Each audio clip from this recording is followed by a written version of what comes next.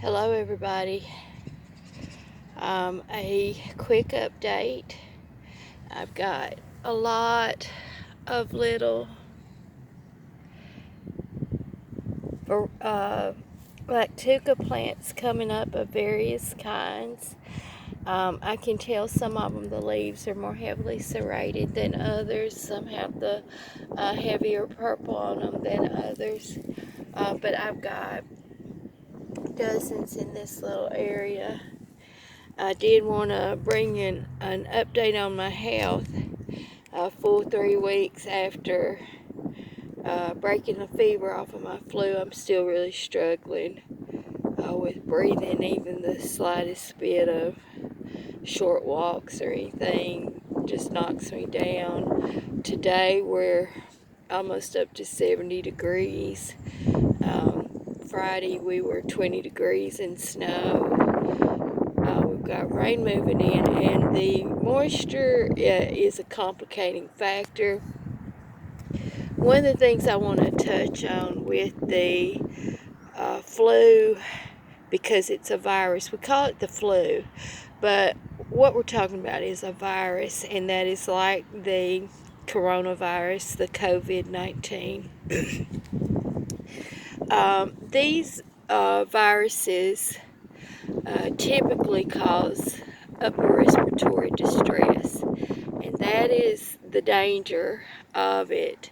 Yes, the mucus that it produces along with the other symptoms causes acute respiratory distress, and when you are someone who is already immune compromised or already has respiratory issues, these things are quite serious. And while I don't want to be histrionic about the coronavirus, I have been listening to the medical reports on it and reading medical reports on it, and the difference in the CV-19 and the flus that we are already exposed to fairly regularly is this is a new one, and we don't know how it works. And one of the things that they are seeing is the cytogenic response of the fluid filling the lungs, and there is some complications with the heart, and so people are dying of heart attack and pneumonia, and their lungs are filling with fluid, very similar to when the Spanish flu first came along.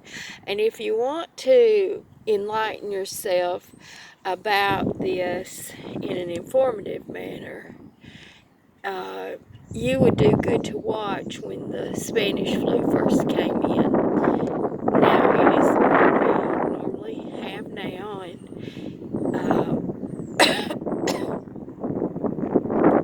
and some people have built an immunity, and most have not, and most it doesn't cause life-threatening illnesses, but every year we have tens of thousands that die from it.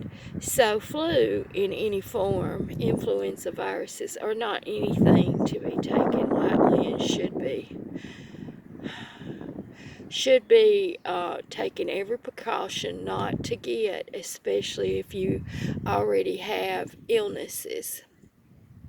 So I wanted to show you, I mean, it's almost 70 degrees and I've been shut up in the house, and I wanted to show you, we've got these Lactuca plants coming right along. Now it's going to be a very long while before I get out here and attempt to dig these up and put them into my bed. One of the things that you have to do is you have to get rest. Your body needs rest to fight these viruses. I am doing all of my herbal treatments. I mean, everything, all of my hundreds of herbs that I have on hand, I am using them. And I think that is why I have not gotten pneumonia. I have had a small bronchitis infection, and that is secondary. Now, that's the other thing with viruses. They can cause many secondary bacterial infections in different forms. So you have to be prepared for that.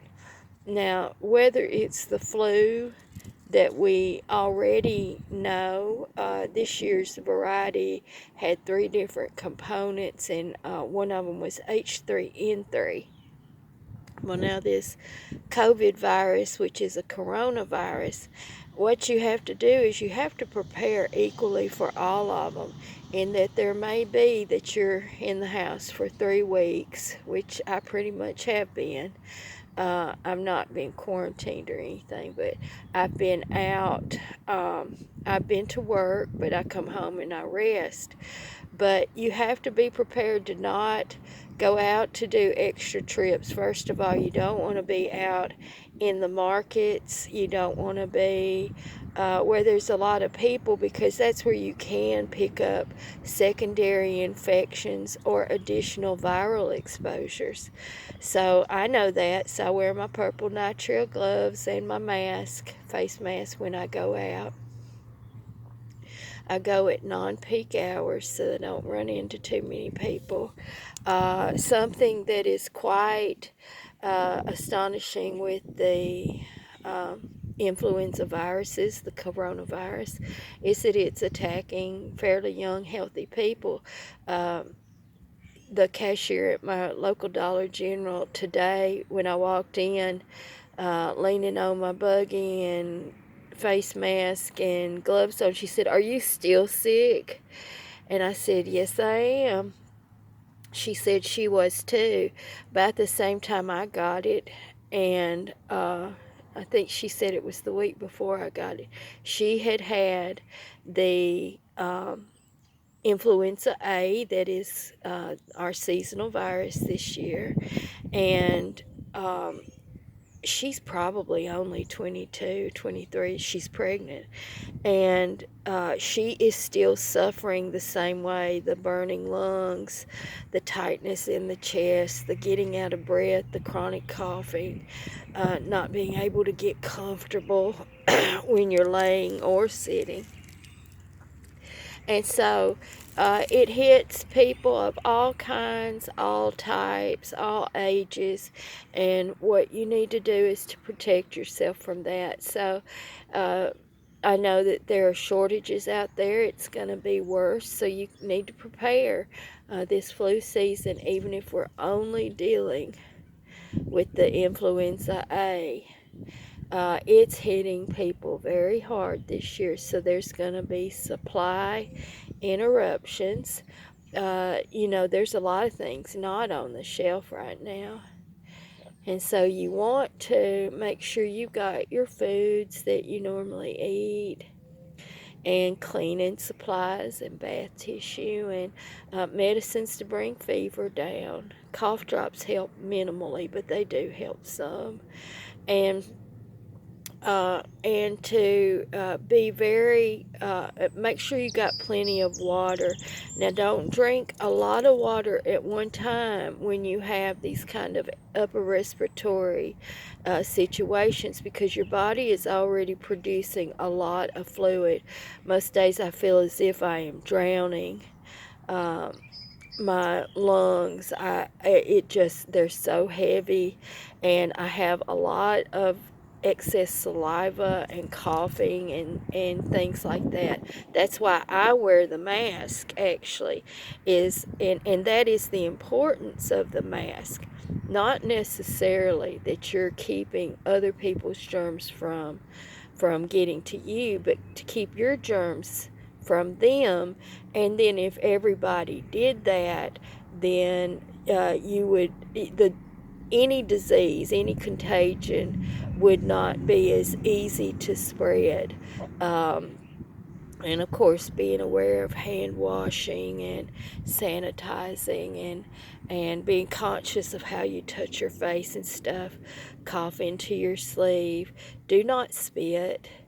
Now, I was raised that ladies do not spit, and I do not spit. If I do, I spit into a handkerchief or a napkin and I toss it away. You do not spit in public places. And this was one of the cultural changes that came along with the Black Plague. In Europe, was because they soon found out that that was a way that it was spread. You know, someone steps in it and then they go home and take their shoe off and then they touch a doorknob or the back of a chair. That's how it spread. So don't spit. And and I'm talking too much, so I'm going to wind this up. But I did just want y'all to see all my little prize Lactuca plants. I've taken a few little small walks around the yard. None of my mullein plants have come up this year from last year, but no worries, because one place where I do go gather has about 10 little small plants, almost about this size, that on some sunny day when I feel like it, I plan on digging them up and bringing them into my yard. But I have a feeling that the flu this year has been a setback for me and my productivity for this following year, since I do already have lung damage from COPD, and since I am an asthmatic, and so I'm going to be taking it very carefully. So until my next video, I hope you are all doing really well, and I pray for all of you. And I have 1,000 ideas to do a video, but then I just don't have the strength. I'm still having difficulty of clear thinking. I'm trying to get seeds mailed out to people who have requested it, but in a day's time, as soon as I get home, I lay down and I go to bed. That's just what my body has been doing, and then I'm doing just really well to be able to get up the next day and then go into work. So I hope you are all doing good, and God bless you all. Continue to pray for all of you. And I know, man, I know that there are some of y'all that pray for me regularly, and I am so blessed and thankful for that. And until my next video, y'all take care, and God bless you.